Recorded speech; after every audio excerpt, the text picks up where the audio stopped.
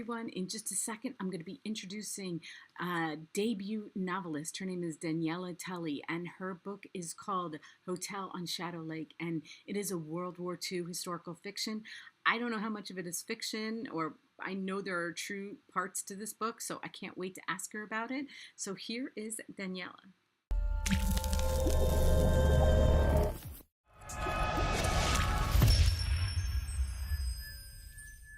Hi, everyone. I am so excited because I'm speaking with author Daniela Tully about her debut novel, and she has it right there. She's going to hold it up, Hotel on Shadow Lake, and hold the book up so we can all see the cover of the book. There it is. See, I only get to see it on my Kindle, but oh my gosh, that is so amazing.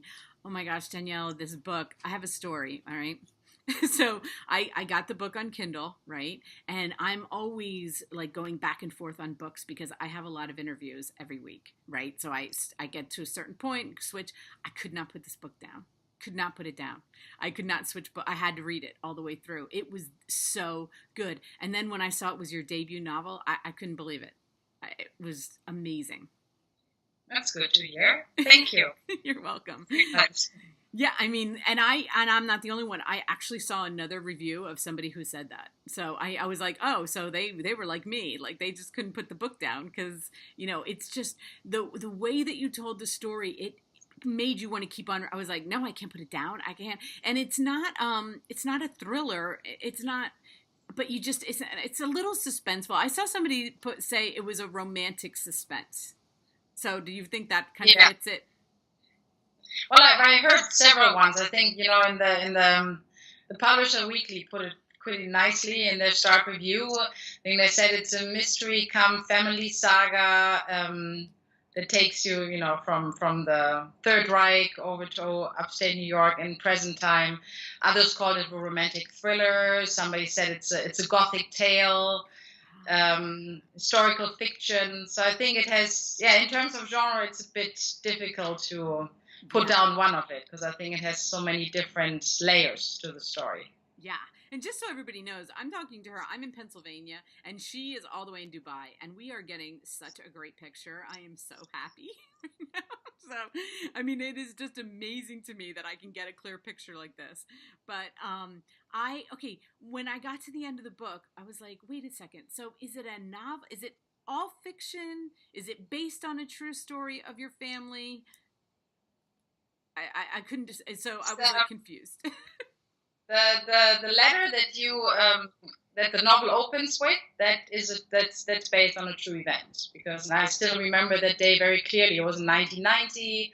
I came home from school and I found my grandmother sobbing over a letter that was yellowed with age, and Adolf Hitler's stamp was on the corner. And I did know that my grandmother had a twin brother who died at the end of the war, but he apparently wrote her a farewell letter in 1944 around Christmas time because he felt that his death was imminent and that he would not make it till the end of the war. But since he was in the eastern part, the wall then came up and that letter was held up there. And actually, it was not just my grandmother that had to go through that. There were several other people, once the wall came down, that received letters that had been caught over there for over 46 years.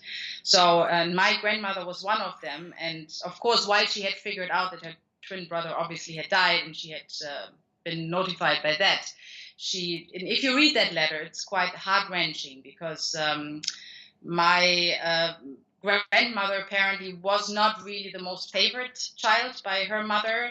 And my great-grandmother lost 2 husbands and 5 children between the First and the Second World War. So this letter very much talks to her, saying, embrace Martha for who she is, accept her. And in the end of the day, it was my great-grandmother and Martha that my character in the novel is based on, that formed a community, had my father, and because everybody else was gone. So that is based on a true event. And like I said, I will never forget that day in 1990. Oh. And when I told that to a literary agent, that person said to me, and I had worked with her while I was a film producer, and she said to me, my God, that would make such a great novel. But in the end of the day, it was just just an opening to a novel. I mean, it was not more. So that's why, as you know from reading the book, it was something that holds something much more, a deep buried secret that's being revealed with the with the arrival of the letter. That is crazy. You know, whenever you think you've heard enough stories about World War II, like then something like this story comes up and you're like, like it was such a good story, and I know so there's some fiction and some, some based on real life, but what a great story. Thank you. Thank you so And much. I had a very close relationship with one of my grandmothers, both of them, but I lived with one of my grandmothers. And so I really was like very attached to Maya and her story, like the love that she felt for her grandmother. And because a lot of times my grandmother and my mom, it was like a blurred line on who was who. Yes, yes. No, no, definitely. I mean, I was very close to my grandmother, Martha, as well. So And it came from the heart, certainly. And what a story! No wonder, like I said, and the way you wrote it, the suspense. That's why it's like it's historical fiction, but the suspense just keeps building on what is going to happen, and to tell it from that point of view, like I said, we think we know everything about what happened during that war, but to hear this story about a family and how it comes that it divides the family, because I think we have a vision, especially from what we learned in school, that we think that it was just so easy, that the Germans just all loved Hitler and that it was just, like he got them to brainwashed whatever he did, and then they just followed along, like that there weren't free thinkers there that were like, no, no, not so much, and that it came in between families like that. Yes, absolutely. No, I mean it's now that the novel has been on the market for a couple of weeks, and from all the reviews that I've been receiving, and I'm very happy that overall they're very positive. It's definitely something that people respond to that the strongest, because I think, especially in the international book market, a lot of those stories that cover that historical period still cover the either the Jewish perspective or something centered around that. So actually, in the beginning, I didn't want to touch that subject matter. I didn't want to review it because as a German, I mean, I don't want to sound ignorant, but you grow so incredibly tired of it because, right. My generation has nothing to do with it anymore, neither my parents. So it's really something. But then I realized, no, if I want to tell the story in the present, and of course, you also knowing the fairy tale in there, I have to go and I have to revisit the past and I have to talk about it. And it was very interesting for me too to revisit it one more time. And it's very interesting because the Germans so far haven't bought the rights, but internationally it sold very well. And I think it's exactly because of that. I think to the Germans, and I'm telling anything new, but I think to the international world, and judging from the reviews that I've been receiving, the reactions exactly that of saying it's so interesting to read the reaction and the life of an average German who is not on board with what was going on. But and I really enjoyed writing about it. And that's also, who my grandmother was. I mean, she was not somebody on board with it. But of course, as one individual, unless you are the Scholl siblings, you're not. I mean, obviously we know that story, but I mean, there's so many other stories of how people cope with that time. So yeah, and the risks she took for not agreeing. Like I don't think we can even comprehend like what the risk was at that time to even speak to some, even say what your opinions were out loud. oh, yeah, because I mean it was absolutely, it was a time bomb ticking. I mean, it was definitely something where there was no, I mean, as we know, that there was no absolute freedom of speech, and you couldn't even talk freely in front of your family members, pretty much. Because everybody was they were even scared. When her mom was scared, everybody was scared. But okay, so I have on my Kindle, and I'm going to read this one part because you do have just to set this up a little bit, and it's not a spoiler, but I do love the story, The War Fairy. Okay, we have, just so everybody understands, Martha is the storyteller. Okay, and so she comes up with these stories along the way, and this is just I cried. Okay, this is just so brilliant, and that's why I just want to read this one part. Okay. Let me see. I have to actually pick. I have two of them highlighted, and now I'm like, Okay, I'll read this part. Okay, so she's talking about this story called The War Fairy, about the past and the present and the future. And you say, of all the three realms, the present is the strongest, and the humans are the only creatures who can produce love. And the more love they produce, the more light and beauty there will be in the realm. And the way that is just a snippet, okay? But the way you go on for this story, I was like, I have never read anything so beautiful. How did you come up with that? Well, it was at a time when, I think some people struggle more with forgiving themselves for mistakes that they've done in the past than others, and some more do have more strength of looking forward into the future and what's to come. And actually, funny enough, it was and that was long before I had the daughter of my own, where I then of course rewatched it again. But it actually came to me. The idea for it came to me when I watched Kung Fu Panda, and when Master Oogway says, "The past is history, the future is a mystery." Today is a present. Today is a gift. That's why they call it the present. So, and then I actually was thinking, okay, if I change the temporal character of our understanding of time and make that spatial and create planets and realms out of those three different times that you cannot actually cross over because you would upset the balance. And this is how it came to me, also out of something very personal, because there was, right at that time, I was struggling with a mistake I had done in the past that I sort of, for the life of me, could not forgive myself for it. So, And then I came up with that fairy tale, and and I often also saw, and still see it very visually in front of me of how that realm looks like. And maybe you've noticed, and again, I'm not. Am I giving something away? No, I'm not. But it's actually the villain in that story, who's called Floda. Of course, it's Adolf, read the other way around. So it was definitely something, where Martha, when she came up with that story, that she was, it originally was much longer, but, I cut it down a little bit more. But a couple of readers already said, oh, we would love to read that as a book as well, because it's sort of this big fantasy world that it opens up. So I know. I was thinking like a children's book or something, like a picture book, because of how I was visualizing it. I'm like, wouldn't this be a cute, get a good illustrator to illustrate what she's talking about? I mean, it's almost like the gift within the book within the book. I just absolutely love that. I think, in fact, this is actually the Serbian cover. And that one also came out about 3 weeks ago in Serbia. And as you can see, Dobra Vila means the good fairy. So, and they actually said, the publishers there said they had the idea for that title because of the fairy tale. And they said, we want to do credit to that fairy tale, and actually we take something out of that. And originally, since the fairy tale is called War Fairy, that was the original title of my novel. It was originally called War Fairy as a game on warfare.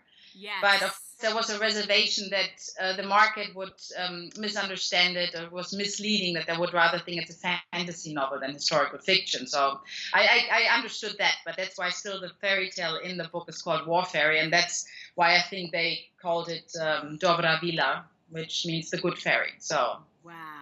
That was incredible. When I got upon that, I was like, oh my God, this is brilliant. You are such an amazing writer. The writing was so poetic, even, throughout the book. The story is incredible, but without your writing, it's just another story. The way you wrote it, it was mind blowing. That's all I can say. Okay.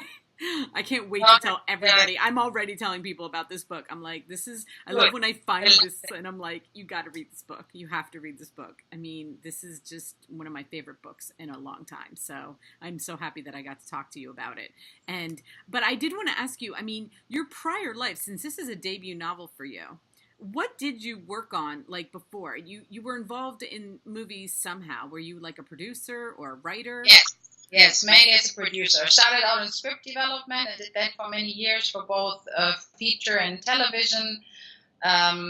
First, I started out in Germany, Well, I mean, I started with Uli Edel, the German director who's based in Los Angeles, who did Baader-Meinhof Complex, Last Exit to Brooklyn. So I learned under him. He was my mentor, and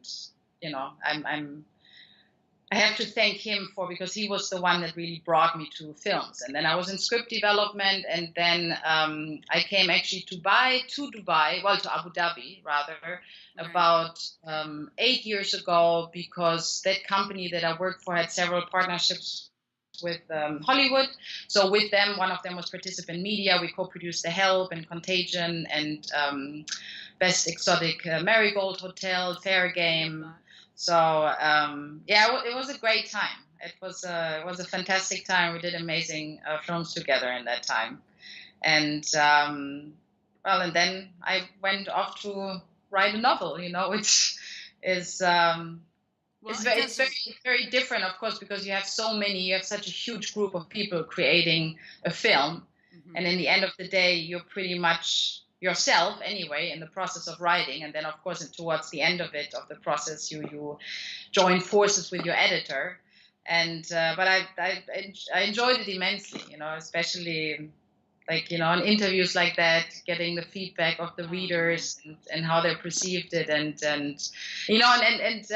one thing that you say, I think also in previous interviews and when other people ask me that, when you said, how whenever I receive compliments and you put it so nicely, about my writing style and everything, it means especially a lot to me because English is not my first language. My first language is German, as I'm sure my beautiful or not so beautiful German accent betrays. But it's something, I'd never struggled. I mean, I'm married to an American, and I've studied it in school so early, and I studied at university. I also have a master, so it's something that I feel very comfortable in. But it means so much, of course, that because it is not it's not my first language. German is my first language, and yet I really enjoyed writing it in English. It was I think English is a very beautiful language to describe things. It's German language is much more complicated in a lot of ways. So I really enjoyed writing it in English. So yeah. Yeah, I took German in high school. And because my ancestors, well, they're Pennsylvania Dutch, but then ultimately they come from Germany. So, and I did not find it that easy. It was very difficult for me but because I wanted to understand some of my grandparents, but there was too much. It was slang in Pennsylvania Dutch to convert to German. So, there were very few words, but yeah, I wouldn't have been able to tell. Absolutely not. There's no way that I could tell that English wasn't your first language. But I just, like I said, I'm going to be telling everybody about this book. And what are you working on now? Do you have another book coming out? Yes, it's tentatively called 1001 Lies, and it takes place in Dubai. So, ooh. I don't think I've ever read a book that took place in Dubai. I don't think so. Yeah, and then there are not many books that are set here, and it's a very fascinating landscape. There's so many different ethnicities here, and it's definitely something where it's going to be similar in a way that it's going to be, again, story within a story within a story, because that's definitely how I like to write, and at the different layers and also the different mediums. There's also letter in there without betraying too much. There's a murderer in there again, but different from what I have now. But also, I think in terms of genre, it's going to be a genre mix again. So, but it's a fascinating place to be. I think probably one of the reasons why there are not that many books about Dubai is just that while it is not quite as drastic as it was in Hitler's Third Reich, but of course you have a higher degree of censorship of what you can talk about and what you can't. So I think that's one of the reasons why there is no novel out there. But I will still go ahead and not put self-censorship on me, and I'm not betraying any dirty secrets or terrible truths. So, but I think it makes for a fascinating setting. So yeah, it's just, and you know what, from just as an outsider who's never been there, like when you see the pictures, it looks absolutely beautiful. It's like, yeah, I mean, it looks paradise. I mean, the other day I wrote an article about I called it Writing from a Concrete Jungle, because that's in the end of the day what it is. I mean, you have no greenery here, even the palm trees. I'm just now, over the computer looking at one of the palm trees. Even the green of the palm trees look a little bit sickly now. So it's, sometimes when you, I don't know, at a bar, at a place high up and overlook, for example, the Dubai Marina, it really is like a concrete jungle. I mean, it's so varied. There's so many different species in it, so many different architectural styles. And then, I can't wait to be back in upstate New York for my book tour next week and, take in the greenery and the smell of woods, and all of that, because that's just something you don't have here. I mean, the fascinating thing that you have here is, and that's also one of the scenes in my next novel, is when you're out in the desert and you're really far in the desert, and all of a sudden you just realize, my God, this is the sound of nothing. Like, for the first time in my life, I don't hear anything. If it's wind still, because there is no, you don't really, for the first time in your life, you realize, oh, this is what nothing sounds like. So it's an amazing feeling. It's also fascinating, in its own right, in a very different way. But yeah, that's awesome. Well, you know where to find me, because I'll read it. We can put it out when your book, as a book release, and I would love to be an early reader. So you know where to find me when that comes out. Yeah, I definitely do that. Yeah, that's beautiful. Okay, great. So I will have all of Daniela's links underneath here, especially the link to take you to Amazon. This book came out in April, so it is there. One push of a button, I wanted to say. Can you hold up the copies again and show everybody the covers? Because I love the covers, and she's got different ones. Look at that one. I love that. This is a hardcover, which is in the decal edge, which I love. I love that. Yeah, that was. I'm very, very happy about this one. I'm happy about all of them, but it's. So this one is the paperback, which came out in Great Britain and the British Commonwealth 1st of February. Ooh, I like that. So this one also has like a couple of photos in the back to indicate that there's definitely a historical element to the story. Yep. And then, like I showed you already, the Dobra Vila is the one that came out in Serbia. Which just looks so beautiful. It's so pretty. It does, yeah. I mean, look at the detail. Yeah, look at the flowers and all of. And if you knowing the novel, you have I think, where is it? You have the little bike down here, that Mark always travels through. And so all of the publishers, I think, I did a beautiful job. So now I'm very curious to see what, because the next one out there is Italy, France, and Denmark. So I'm very curious to see, what they will come up with. So you should be so happy with this book. Everybody's loved it. I mean, for a debut novel, you should be ecstatic. I mean, I can't say enough words of how much I loved it. So anyway. That's so good to hear. No, I love it. I'm so glad that we got to connect, and, even with all the time difference and everything, I'm so happy that we finally got to meet, and we will be talking soon. Okay. We won't say goodbye because I want to keep reading your books. So. Good. Okay, great. Okay. All right. Bye-bye. Thank you. Yep. Bye-bye.